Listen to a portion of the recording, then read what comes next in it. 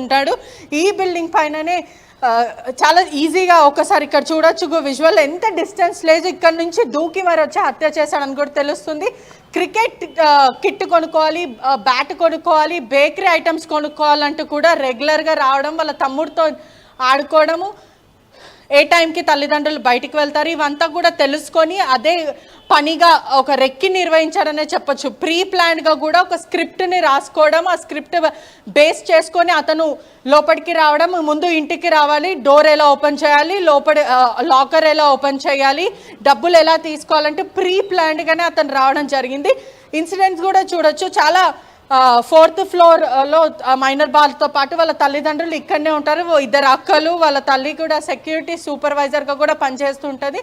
తండ్రి కూడా ఏ పని చేయడు. ఆర్థిక ఇబ్బందుల వల్లనే వాళ్ళు చాలా ఇబ్బందులు పడుతున్నారని తెలుస్తుంది. కానీ చాలా ఈజీ యాక్సెస్, ఒక్కసారి చూడొచ్చు, డిస్టెన్స్ లేదు, చాలా ఈజీగా జంప్ చేయడానికి ఉంటుంది. శాస్త్ర ఒక్కటే ఇంట్లో ఉందని కూడా గమనించడం, ఎలాగో తెలిసిన అమ్మాయి కాబట్టి ఏప్రిల్ నెలలో కూడా సహస్ర బర్త్డేకి ఆ మైనర్ బాలుడు కూడా రావడం జరిగింది. అదే చేత ఒకవైపు కత్తి కూడా తీసుకొచ్చి అతి దారుణంగా హత్య చేశారు. ప్రీ ప్లాన్గానే వచ్చాడు. ఒక 10వ తరగతి బాలుడు ఇంత దారుణానికి ఎలా ఉడికడతాడు అనేది కూడా చాలా షాకింగ్గా అనిపిస్తున్నది. ఒకవైపు ఆయన పేరెంట్స్ కొంతమంది సరిగా చూసుకోకపోవడం, పట్టించుకోకపోవడము, ఒక వెబ్ సిరీస్ చూసి ఇలా హత్య చేశానంటూ కూడా ఆ బాలుడు ప్రిలిమినరీగా చెప్తున్నాడని కూడా తెలుస్తుంది. ఎప్పుడు కూడా స్కూల్కి వెళ్ళకపోవడము, క్రికెట్ ఆడుకోవడము, చదువుకోపోవడము, ఆర్థిక ఇబ్బందులు ఉండడం, తల్లిదండ్రులు కూడా కౌన్సిలింగ్ ఇవ్వలేకపోయారు. అంటే పేరెంట్స్ కూడా దృష్టి పెట్టకపోవడము, అదంతా కూడా అతని మైండ్ కరప్ట్ అవ్వడము, ఈ క్రైమ్కి సంబంధించినంత కూడా వెబ్ సిరీస్ చూశాను, ఓటీటీ చూశాను, అలానే హత్య చేశానంటూ కూడా ప్రాథమిక విచారణ ప్రిలిమినరీ ఇన్వెస్టిగేట్లో అతను చెప్పినట్టు కూడా తెలుస్తుంది. హత్య జరిగిన తర్వాత కూడా మైనర్ బాలుడు ఎవరైతే ఉన్నాడో పోలీస్తో పాటే తిరగడము, 3 సార్లు డాడీ డాడీ డాడీ అన్న అరుపులు నాకు వినిపించాయంటూ కూడా పోలీసులని తప్పుదోవ పట్టించాడని కూడా తెలుస్తుంది.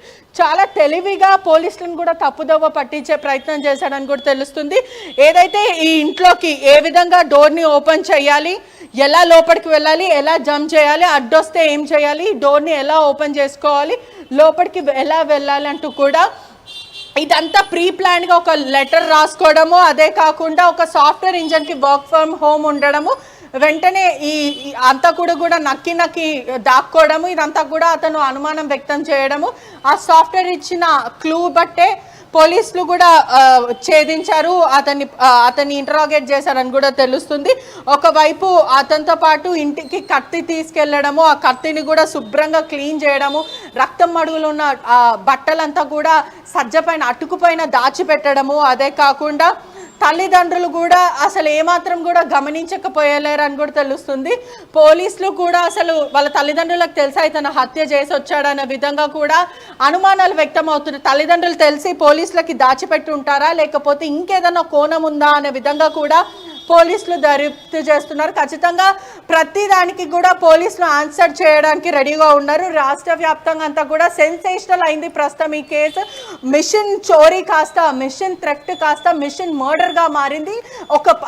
ఒక చిన్న బాబు, అది కూడా 10వ క్లాస్ చదువుతున్న బాలుడు, 14 ఏళ్ళు ఉంటాయి, అటువంటిది 6వ క్లాస్ చదువుతున్న బాలిక, 10 సంవత్సరాల బాలికని ఎలా హత్య చేశాడో, అటువంటి క్రిమినల్ మైండ్ సెట్ ఎక్కడి నుంచి వచ్చిందన్న విధంగా కూడా పోలీసులకు ఆశ్చర్యంగా అనిపిస్తుంది. చాలా వైల్డ్గా క్రూయల్ బిహేవియర్ అనేది అంత చిన్నప్పటి నుంచి ఇతనికి ఎలా బిల్డ్ అయింది అనే కోణంలో కూడా ప్రస్తుతం పోలీసులు దర్యాప్తు చేస్తున్నారు. అతన్ని మాత్రం జువెనైల్ హోమ్గా తరలిస్తున్నారు. కీలక నిందితుడిగా మాత్రము ప్రస్తుతం అతను అయితే ఉన్నాడు. అదే కాకుండా ఆ లెటర్లో కూడా చాలా క్లియర్ గా how to go inside and ఆ లెటర్ లో కూడా ఒక్కసారి first go home, take gas and a table, cut with knife, after cutting the lock take money, lock from home, keep them gas on it in a stage and leak the gas ని కూడా leak చేయాలి అని ఒక దుర్బుద్ధి ఉండే అని కూడా ఇక్కడ తెలుస్తుంది.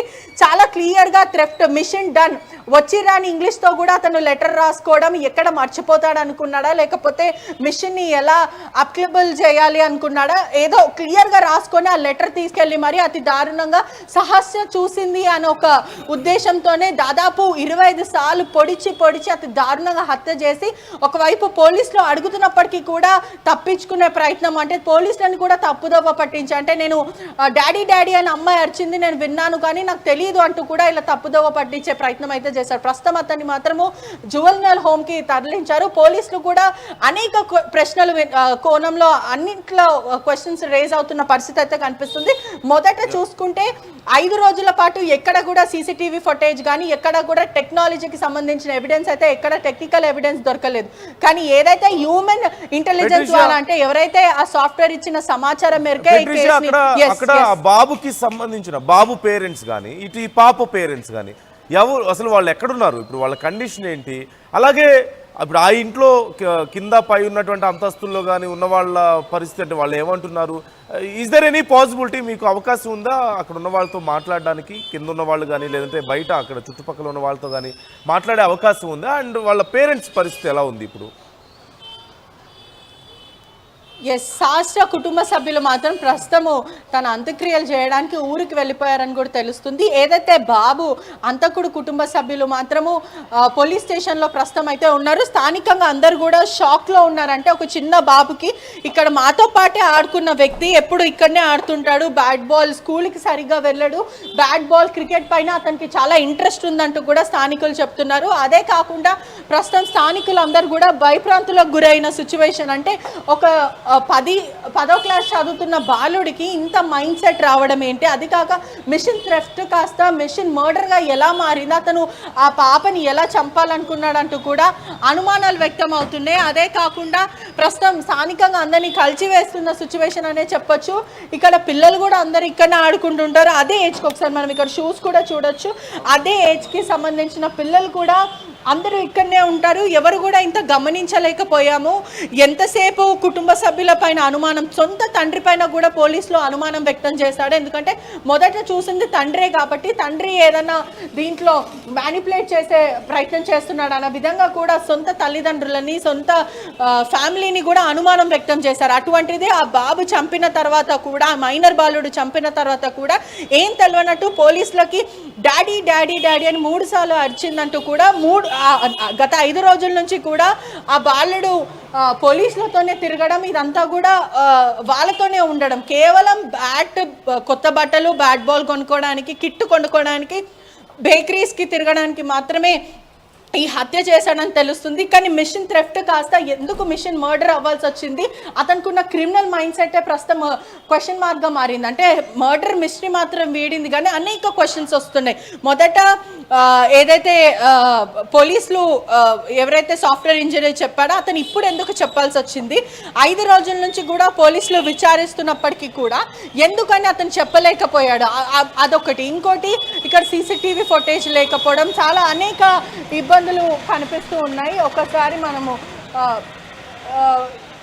ఇక్కడనే ఉన్నారు కూడా, ఒక్కసారి మనం విజువల్స్లో చూస్తుంటే కూడా ఇక్కడనే ఘటన జరిగింది. ఒకవైపు అందరినీ కూడా ఆశ్చర్యానికి గురి చేస్తుంది, మరోవైపు భయప్రాంతులకు గురి చేస్తున్న సిచ్యువేషన్ అనే చెప్పొచ్చు. ఒకవైపు స్థానికంగా ఉన్న వాళ్ళని కూడా 10వ తరగతి చదువుతున్న వ్యక్తి ఒకవైపు ఇటువంటి దారుణానికి ఎలా ఒడిగడతాడో, అదే కాకుండా అతని సైకాలజీకి సంబంధించిన అసలు ఆ మైండ్ సెట్ అంత వైల్డ్ థాట్స్ కానీ, లేకపోతే ఒక మనిషిని చంపాలి అనే ఒక ఉద్దేశం ఎలా వచ్చిందంటూ కూడా ప్రస్తుతం స్థానికంగా అందరు కూడా ఆశ్చర్యపోతున్న విషయం. ఈ ఘటన ప్రస్తుతం అందరినీ కూడా కలిసివేస్తుంది. ఒక 10th క్లాస్ చదువుతున్న వ్యక్తి ఇటువంటి మైండ్ సెట్ రావడం, పిల్లలు ఇక్కడిక్కడనే మీ పిల్లలు కూడా తిరుగుతూ ఉంటారు, ఈ ఘటనని ఎలా చూడాలి, ఏమనిపిస్తుంది? నిజంగా చాలా బాధాకరమైన ఘటన అండి. అసలు వెరీ షాక్. ఈ సొసైటీలో అందరూ కూడా చాలా షాక్ గురయ్యారు. అంటే ఒక చిన్న 10 years పాప, ఆ పక్కనే ఉంటున్న ఒక బాబు నేబర్ చేశాడంటే అసలు ఎవరు నమ్మలేకపోతున్నారు. నిజంగా బాబు చదివే స్కూల్ ఏంటో, వాడు ఏం నేర్చుకుంటున్నాడు, 10th క్లాస్ అంట. ఇప్పుడు త్వరలోనే ఎగ్జామ్స్ కూడా రాయబోతున్నాడు, 10th క్లాస్. ఇంత చిన్న వయసులో వాడు ఏం నేర్చుకుంటున్నాడు స్కూల్లో, మర్డర్ చేసేంత ఇదే ఎక్కడి నుంచి వచ్చింది?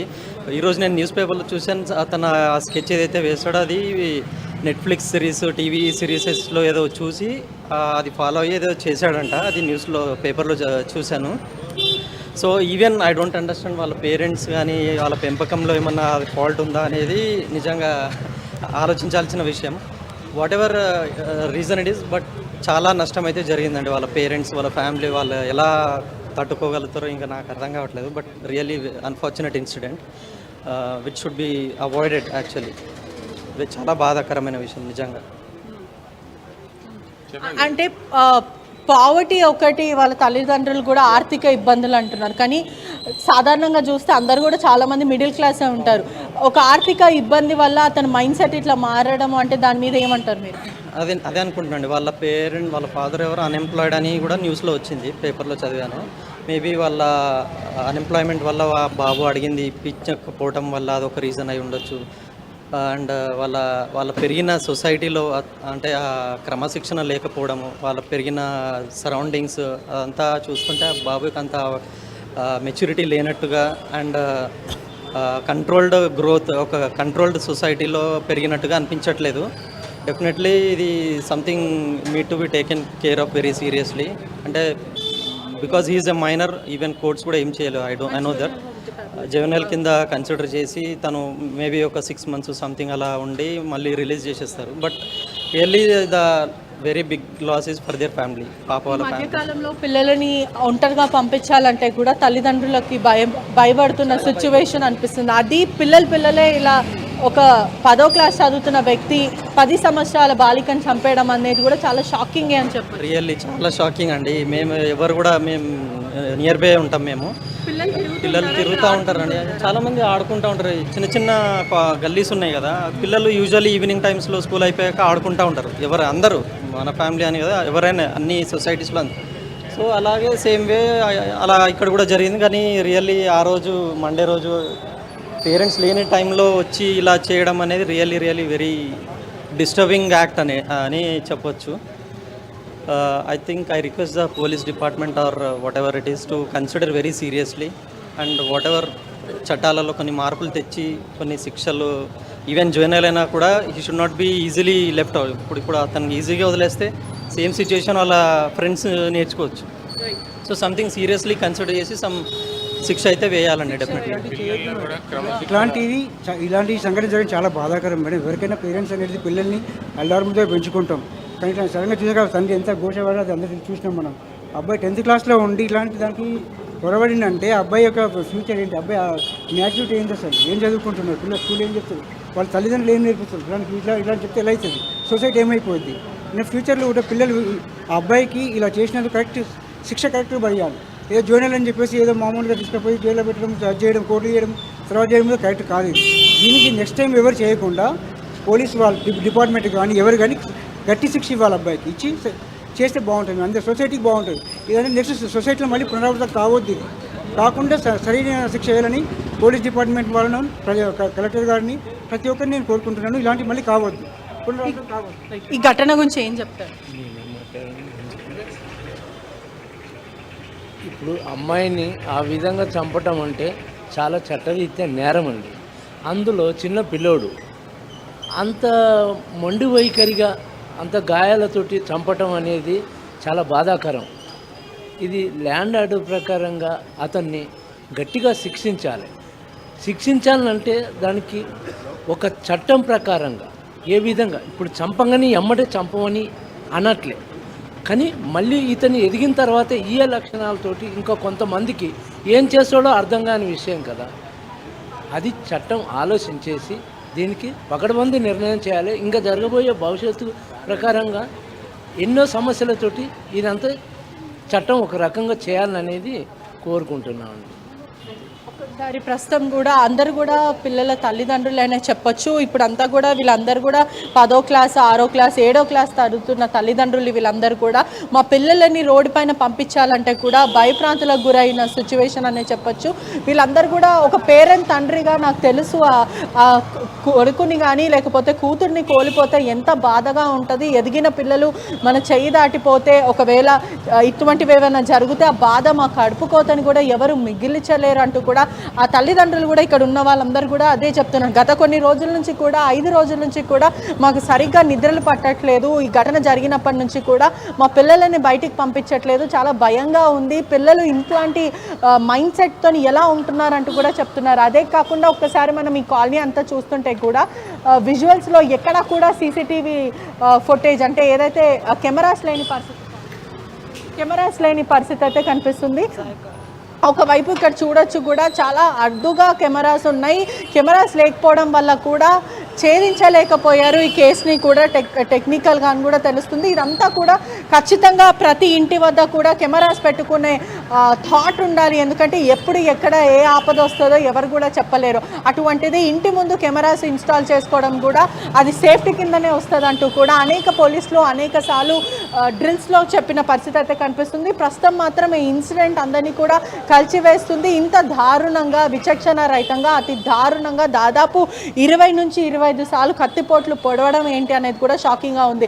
మిస్టరీ మాత్రం మొత్తం మీద కూడా ఛేదించారు పోలీసులు. కానీ అతనికి ఉన్న క్రిమినల్ మైండ్ సెట్ ఇంకేదైనా చేశాడా, ఇంకేమైనా ఎప్పుడైనా ఇటువంటి ఘటనలకు పాల్పడ్డా, అదే కాకుండా ఎందుకు శాస్త్రం చంపాల్సి వచ్చింది, శాస్త్ర కేవలం చూసింది కాబట్టి చంపాల్సి వచ్చిందా, లేకపోతే ఇంకేదైనా కోణం ఉందా, ఎందుకని ఆ లెటర్ రాసుకొని వచ్చాడు, దాంట్లో గ్యాస్ని కూడా లీక్ చేయాలి అని మొత్తం మీద కూడా ఒకవేళ గ్యాస్ లీక్ అవుతే బిల్డింగ్ అంతా కూడా కొలాప్స్ అయ్యే సిచ్యువేషన్స్ ఉంటుంటాయి. అటువంటిది ఎందుకు అంత మైండ్ సెట్, జస్ట్ ఒక బ్యాట్ బాల్ కిట్ కోసమే ఇదంతా చేశాడా, లేకపోతే అతనికి ఉన్న మైండ్ సెట్ ఏంటి అనే విధంగా కూడా. అంటే పెట్రిషియా మనం వింటున్న దాని ప్రకారం చూస్తే ఎక్కువగా క్రైమ్ థ్రిల్లర్స్ అవన్నీ చూసేవాడని, పెద్దగా స్కూల్కి వెళ్ళడం